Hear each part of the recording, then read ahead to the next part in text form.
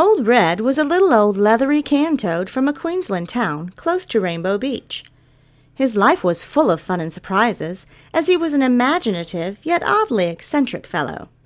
Flying over the treetops were the noisy birds of the Aussie outback, the black squawking crows, who followed the roads past the tourist spot. Old Red was living there happily with his family of 3 pet rocks, oblivious to what happened to him years ago, in which he was left in a green pickle jar by a protective father who didn't like cane toads.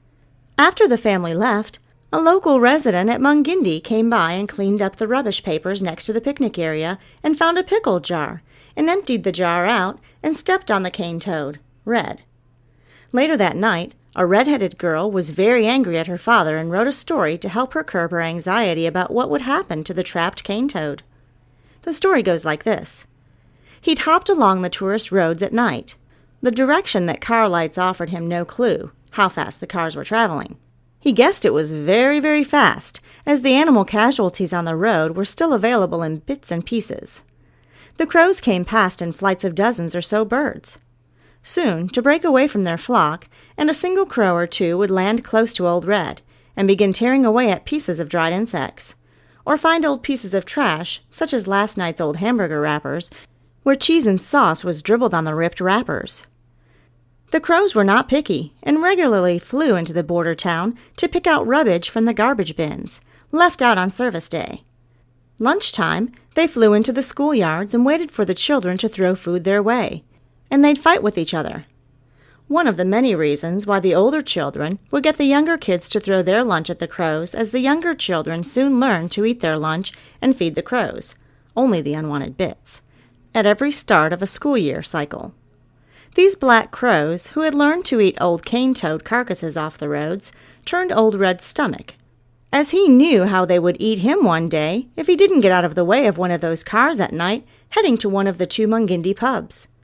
His family consisted of Pebble, a small sandy-colored stone he found near the spot where years ago he was accidentally left in a jar by a small child. The twins, Boris and Steve, were rocks that he had found alongside the freeway, where he had found his friend, Gert, a tree frog that had been dropped from the air by a passing crow and left to die on the road beside Old Red. Gert's last wish was to have Old Red be reminded of their friendship the past 3 years.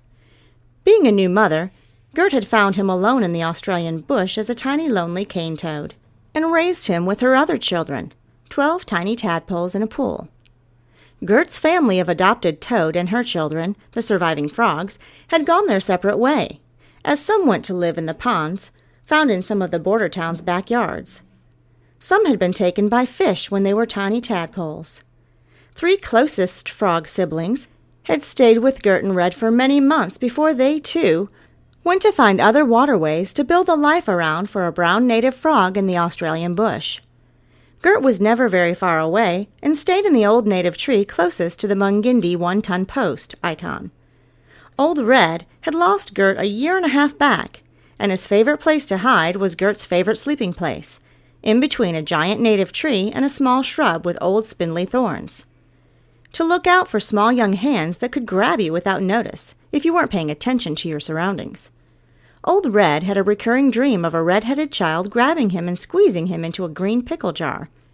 In the jar, he dreamt that the other less unfortunate creatures, whose limbs and skin were scraps, stuck to his body and wouldn't let him go, and a bee was buzzing next to him and was moving randomly around the jar non-stop for hours.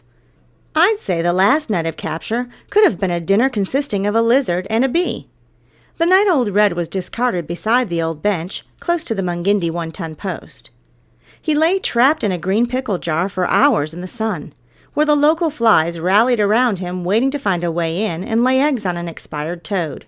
Remembering this gave Old Red the willies, as he never again ate bees or lizards. Flies followed the food trails left over from the local dingoes who overturned bins. 2 remaining dingoes scavenged around that cool night at the old post, older than 100 years, iconic wooden 1-ton post. While the dingo pup followed its mother around, it listened to all the noises that entered the night from start of dusk. The lid was knocked off the pickle jar as a loud, unfamiliar croaking noise screamed aloud, startling the dingo and her pup, who jumped back, and her pup's paw bumped the jar. Red had imagined this post was his grave pillar. Such are the thoughts of a melancholy cane toad, named after his owner, a red-headed girl with freckles and a long ponytail, whose older sister was writing a short story about Mungindi to break the boredom of a 6-hour ride back to Brisbane. And her mum was helping to revise the story so the story could be read out loud to their father back in Brisbane. At the picnic table, the girls were rolling an orange on the table after they picked it up, found on the ground. Someone's leftover lunch from a previous users of the park bench. A few days ago, possibly. Ants had gathered around the juice on the ground, which gave the girls an idea about writing a story about a cane toad who met some ants and organized a scissors, paper, rock tournament, in which the older girl rolled up a newspaper and made a broadcast announcement in a silly voice, in which she called out into the cone-shaped paper in the direction of the bush in a 180-degree direction. While this was happening, her younger sister was spinning around and around till she got dizzy and fell to the ground and tried to make a star angel on the ground with moving her arms back and forth to touch each other, and then back to the side of both of her hips. Laughing, she tried imprinting her moving body shape into the scattered leaves and crumbled bits of bark, till Mum told her to stop. "Come over and get dusted off now," the older woman said in a hoarsely barked tone, as being her mum wasn't easy, especially when you had a sore throat and your voice sounded rough and hurt to speak. The girls sat down and took out a green monster from the trash bin, where they saw it when they put their leftover dinner into the bin. After Mum pointed to the bin's direction after dinner and gave them the hidden clue in her body's prompted gesture they were familiar with and recognized on cue.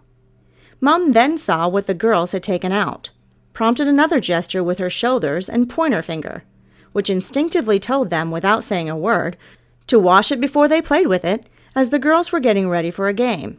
Played on the ground with some rocks they found, an orange, and some ants that were following the orange juice cue, to follow the juice into the circles in her wall. The circle was made by a stick being dragged in the dirt in a circular motion by the older girl. After the game, the girls laid down next to Mum and wrote a story in a book where Mum didn't have to talk, and she just pointed to the girls on the notebook when they had written a word spelt wrong or a grammar structure error in the sentence they had written in the past several minutes.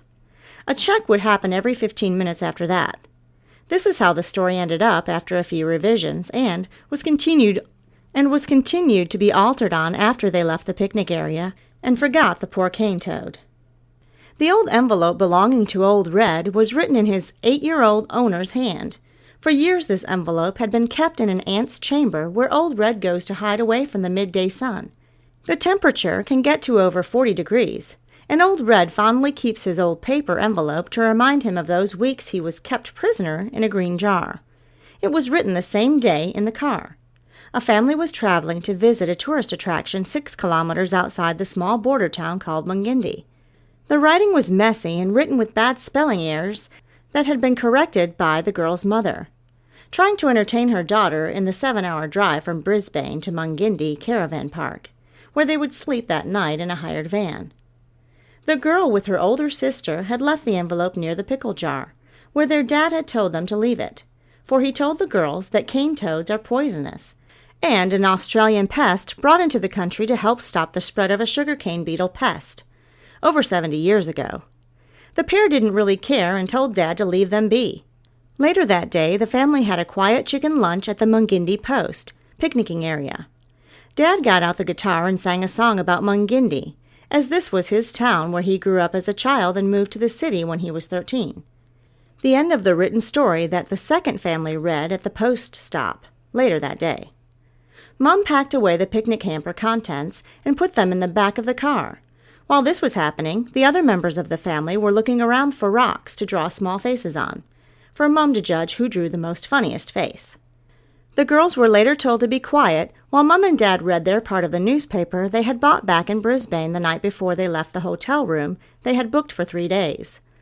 To occupy the quiet time, the younger girl went searching for bugs to feed her pet Red and popped her pet rock in the jar called Pebble, company for little Red for the night. Rebecca then decided to take a nap in the car, as her older sister Veronica was irritating her, as the heat was getting to all the family. And those pesky flies were something else. She shut the door and kept the window down to let the breeze in, while she waited for Mom and Dad to get off their mobile phone. Since finding a new home for the family was a priority, since they decided to move away from a northern Queensland town, and to have a look around down south to see where the family would like to live next, either in New South Wales side or Queensland side. A sleeping owner of a pickle jar and red-colored toad, who was busy hopping around in the jar to get away from the noisy bee, under the shade of a giant old native. Dad decided to not wake Rebby, or Red for short, and leaving the toad in the jar for another tourist to find was not in his thoughts. Dad just wanted to remove the toad from his daughter with a little less fuss, and he got behind the wheel of the four-wheel drive, reversed the car once everyone had put their seatbelt on. Funny how Rebby's seatbelt was done up when Mum and Veronica got in the car.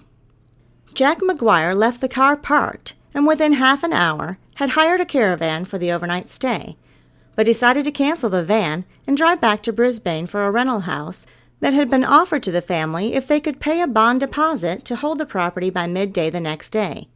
A week ago, at Nana's, the pickle jar was given to the young Rebby. While Dad and Granddad were watching football in the lounge, the women were in the kitchen getting lunch ready, while the girls were sent to the chicken coop to fetch fresh eggs for the Sunday's dessert, sponge cake that required 6 fresh eggs to make. Rebby was looking for something to put in a pickle jar that was alive. While in the coop, her sister threw a pebble at her that missed her head, and she put it in her pocket for later. Her sister sprang a small toad on her. The toad caught her eye, as the chickens were pecking the toad, that was trying to hide under the water bowl to escape. The onslaught of the relentless chickens, who kept pecking the toad and pulling its limbs out to find a way to eat the creature before the other chicken next to them ate it. On the envelope was written in black texture, Red's favorite dinner, recipe Reddy McGuire's Spam Omelet, list of ingredients. 1. Dozen ant or caterpillar eggs, side dish of 99 brand homemade fly Spam. Few salt marsh midges or pretsies. Note, preparation of the Spam is lots of stale and fresh flies squashed together and rolled in one's palm for 30 seconds. Make sure you cover your hand in a plastic bag first. Inside the envelope, written on yellow stick pad paper, poem about a toad Mum and Rebby had created together. Once I kept a toad alive. Kiss, kiss, baby, kiss, kiss. One day you'll grow up, toady. Kiss, kiss. You'll kiss, kiss another toady who'll turn into a princess. Raise a family inside a green pickle jar. Kiss, kiss.